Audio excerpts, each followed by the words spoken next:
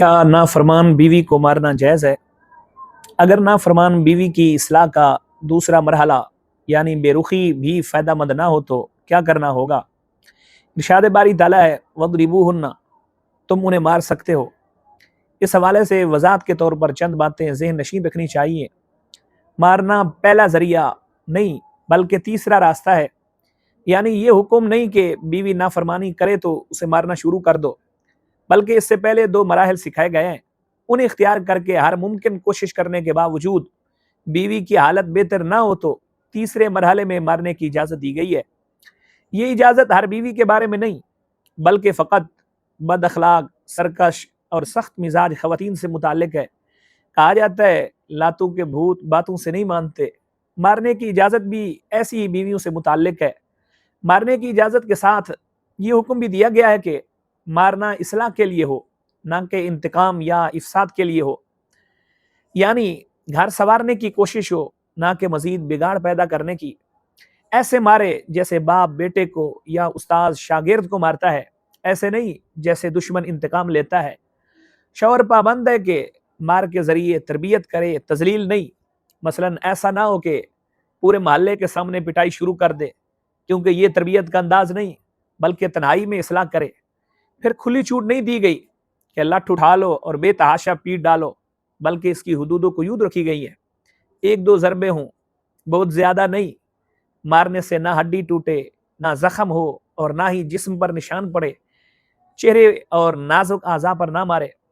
سیدنا جابر بن عبداللہ رضی اللہ تعالیٰ عنہما سے روایت ہے کہ رسول اللہ صلی اللہ تعالیٰ علیہ وسلم نے خطبہ حجۃ الوداع میں فرمایا فاتقوا اللہ فی النساء، عورتوں کے معاملے میں اللہ تعالیٰ سے ڈرتے رہنا۔ فإنکم اخذتموہن بأمان اللہ واستحللتم فروجہن بکلمۃ اللہ، یعنی یقیناً تم نے ان سے اللہ تعالیٰ کی ضمانت پر نکاح کیا ہے اور فرمان الہی کے مطابق ہی وہ تمہارے لیے حلال ہوئی ہے۔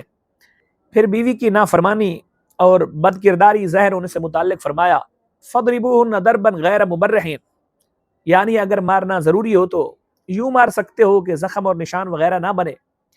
ان سب پابندیوں کے ساتھ ساتھ یہ ذہن بھی دیا گیا ہے کہ اگر ظلم کیا تو احکم الحاکمین کی عدالت میں اس کا جواب دینا ہوگا اور انصاف و حکمت کے تقاضوں کے مطابق قصاص لیا جائے گا۔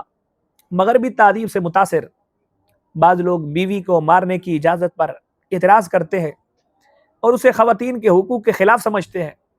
اس حوالے سے چند باتیں پیش نظر رکھنی چاہیے۔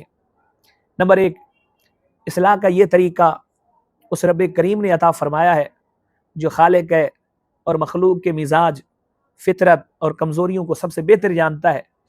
اسے خوب معلوم ہے کہ کس موقع پر کون سا طریقہ اصلاح کا باعث بنتا ہے اور کون سا رویہ بگاڑ کا سبب بن سکتا ہے۔ نمبر دو، دوسری بات یہ ہے کہ شوہر گھر کا سربراہ ہے۔ کسی بھی ادارے، کمپنی اور محکمے وغیرہ کے سربراہ کی ڈیوٹی ہوتی ہے کہ وہ ماتحت افراد کو اپنی اپنی ذمہ داریاں نبھانے کا پابند بنائے۔ ریاست کا سربراہ اگر رعایا کو قوانین کی خلاف ورزی پر حدود و قیود میں رہتے ہوئے سزا دے تو ہرگز بیجا نہیں۔ یوں ہی گھر کا سربراہ اگر حدود و قیود میں رہتے ہوئے اصلاح کے لیے معمولی سزا دے تو ہرگز ظلم نہیں۔ نہ تو مارنے کی کھلی چھٹی دی گئی ہے اور نہ ہی یہ پہلا مرحلہ ہے۔ اصلاح کی باقی کوششیں ناکام ہونے کے بعد اس کی باری آتی ہے، اور وہ بھی حدود و قیود کی پابندیوں کے ساتھ۔